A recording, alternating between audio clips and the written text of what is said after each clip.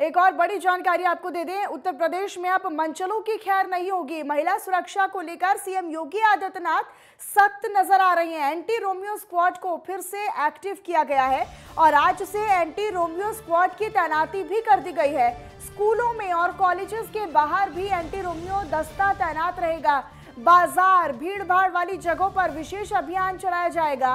उत्तर प्रदेश के मुख्यमंत्री योगी आदित्यनाथ दूसरी बार सीएम पद का जो प्रभार है वो संभाल चुके हैं और उस पद को संभालने के बाद ताबड़तोड़ एक के बाद एक फैसले भी लिए जा रहे हैं। उन्होंने एक बार फिर से एंटी रोमियो स्क्वाड को एक्टिव करने के निर्देश दिए हैं। सीएम योगी आदित्यनाथ ने लखनऊ में महिला सुरक्षा को लेकर हुई बैठक के बाद आज से इस दस्ते को तैनात करने के आदेश दिए हैं।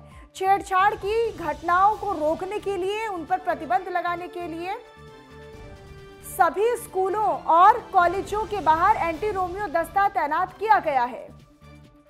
मुख्यमंत्री योगी आदित्यनाथ ने अपनी नए कैबिनेट को 100 दिन का एजेंडे पर काम करने के लिए कहा है। 100 दिन का लक्ष्य दिया है अपने पूरे मंत्रिमंडल को, अपने पूरे कैबिनेट को, और 100 दिन के बाद, एग्जैक्ट 100 दिन के बाद मुख्यमंत्री योगी आदित्यनाथ अपने सभी कैबिनेट मंत्रियों से रिपोर्ट तलब करेंगे कि 100 दिन के भीतर जो लक्ष्य निर्धारित किया गया था, क्या उस निर्धारित लक्ष्य को प्राप्त किया गया, क्या उस लक्ष्य तक मंत्री पहुंचे हैं।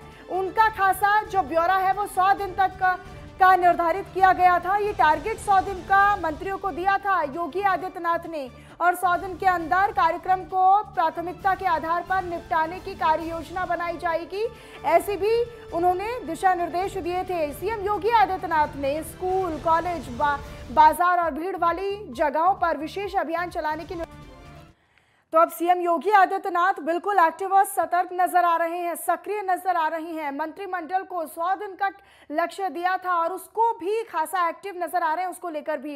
नोएडा से हमारे संवाददाता राजकुमार चौधरी हमारे साथ जुड़े हुए हैं, सचिन पांडे वाराणसी से, और वहीं पर मेरठ से हमारे संवाददाता सागर हमारे साथ जुड़े हुए हैं। लेकिन सबसे पहले राजकुमार, आप ही का रुख करना चाहूंगी, जिस तरीके से एंटी रोमियो स्क्वाड की एक्टिवनेस को बढ़ा दिया है सीएम योगी आदित्यनाथ ने, किस तरीके से देखा जाए कितना कारगर साबित होगा? एक बार फिर से इस पूरे चीज को बढ़ाते हुए सीएम योगी आदित्यनाथ ने एक बार फिर से ये आदेश दे दिए हैं।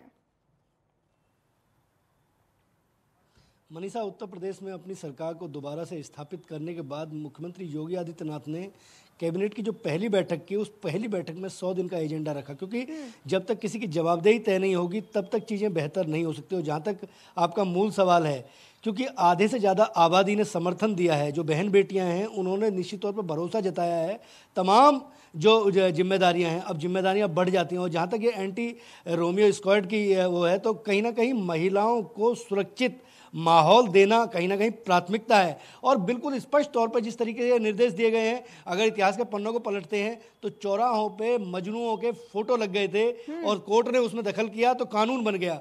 तो एक बिल्कुल स्पष्ट तौर पर निर्देश है कि जहाँ पर भी जो भीड़भाड़ वाले इलाके हैं वहाँ पे सिविल वर्दी में तैनात रहेंगे पुलिसकर्मी, क्योंकि पुलिस एक ऐसी व्यवस्था है कि जो सीधे तौर पर कहीं ना कहीं जनता से जुड़ती है। जिस तरीके से गाजियाबाद के कप्तान को हटाया, जिस तरीके से सोनभद्र के जिलाधिकारी के खिलाफ कार्रवाई की, तो बिल्कुल स्पष्ट तौर पे मुख्यमंत्री योगी आदित्यनाथ ने एक नया अवतार कहीं ना कहीं जो लिया है, जो नई सरकार है उसके एक निर्देश दे दिए और जनता के बीच में एक भरोसा ये पैदा कर दिया है कि ये किसी भी कीमत पर सुरक्षा के साथ कोई समझौता नहीं किया जाए।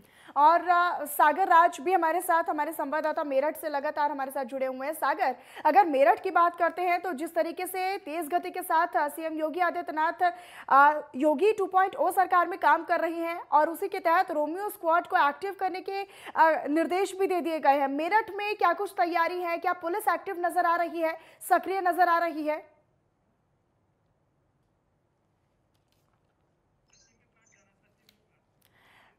एक बार फिर से सागर से संपर्क साधने की कोशिश करेंगे। इसी बीच वाराणसी से सचिन पांडे हमारे संवाददाता लगातार हमारे साथ जुड़े हुए हैं। सचिन, अगर वाराणसी की बात करते हैं तो पुलिस की यहाँ पर क्या तैयारी है, कितने एक्टिव यहाँ पर पुलिस नजर आ रही है? रोमियो स्क्वाड को एक्टिव करने के निर्देश सीएम योगी आदित्यनाथ की तरफ से दिए गए हैं।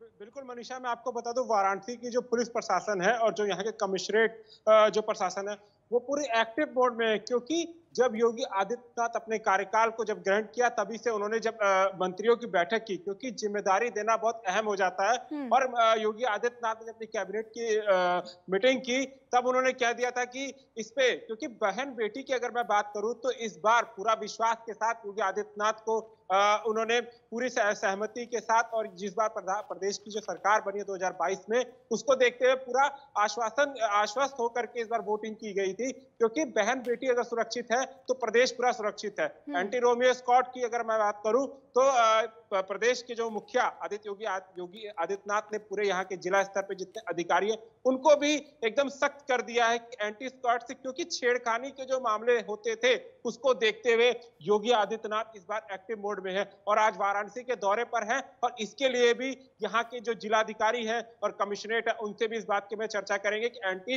रोमियो स्क्वाड को किस तरह से और सख्त किया जाए इसके लिए, क्योंकि हर स्कूल हर कॉलेज के सामने पुलिस सिविल ड्रेस में रहेगी और जो छेड़खानी के मामले होते थे उस पर एक सख्ती पैदा होगी। प्रदेश सरकार को इसमें एक बहुत अहम भूमिका रहेगी, क्योंकि अगर छेड़खानी के अगर मुद्दे अगर हट जाए प्रदेश से तो कहीं ना कहीं क्राइम की जो रेटिंग है घट जाएगी, क्योंकि पिछली सरकार में भी इतने क्राइम नहीं हुए थे, उससे प्रदेश की जो सरकार थी उसमें कहीं ना कहीं ऐसी चीजें चलती थी। तो इसीलिए योगी सरकार इस बार सख्त मोड में है और एक्टिव मोड में दिखाई दे रही है मनीषा। और राजकुमार, एक बार फिर से आप ही की तरफ रुख करूंगी, जिस तरीके से ये भी निर्देश दिए गए हैं सीएम योगी आदित्यनाथ की तरफ से कि स्कूलों में और कॉलेजों में खासतौर पर इस पूरे प्रकरण को लेकर खासा निगरानी रखी जाए, उसको लेकर क्या कुछ तैयारी अभी से करनी शुरू हो गई है? एंटी रोमियो दस्ता जो है वो भी तैनात कर दिया गया है, क्या वो वाकई में धरातल पर नजर आ रहा है? बाजार भीड़ भाड़ वाले जो तमाम इलाके हैं, क्या उन जगहों पर ये दस्ता तैनात होता नजर आ रहा है?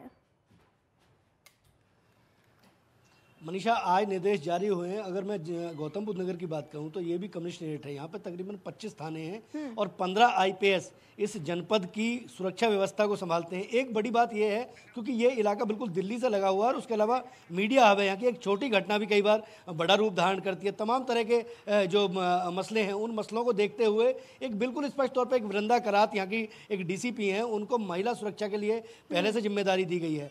हर थाने के अंदर एक महिला पुलिस डेस्क बना हुआ है। उसके अलावा जहां तक आपका मूल सवाल है स्कूलों के आसपास जो व्यवस्था करनी है उसके लिए सिविल वर्दी में तमाम तरह, क्योंकि जब सुबह का समय होता है और दोपहर का समय होता है, दोपहर का जो समय होता है छुट्टी का जो दौर होता है, उस छुट्टी के दौर में जो स्कूलों का प्रशासन है उसके साथ वहाँ का जो इस लोकल चौकी इंचार्ज है उसकी एक अदावत शुरू हो गई है, उसकी एक मेलजोल शुरू हो गया है। और उस समय वहाँ पर जिस भी इलाके में जो भी पुलिस चौकी होगी उस पुलिस चौकी के क्षेत्र में जितने भी स्कूल पढ़ेंगे उन स्कूलों में जो वहाँ पर पीसीआर लगी हुई हैं वो पीसीआर मूविंग में रहेंगी। उसके अलावा जहाँ से जो शिकायत मिलती है, यदि किसी स्कूल से स्कूल के प्रबंधन से ये शिकायत मिलती है कि वहाँ की बच्चियों को परेशान करने के लिए, क्योंकि मूल रूप से देखा जाता है कि जब दोपहर को छुट्टी का समय होता है तो मजनुओं की भीड़ स्कूल के बाहर कहीं ना कहीं खड़ी हो जाती है और उसको लेके एक असुरक्षा का माहौल बनता है। इसको लेकर तमाम LIU गोपनीय व्यवस्था जो है उसको भी सक्रिय कर दिया है। जो कमिश्नर है, कमिश्नर ने बिल्कुल स्पष्ट निर्देश दिए हैं। मुख्यमंत्री योगी आदित्यनाथ ने जिस तरीके से निर्देश दिया,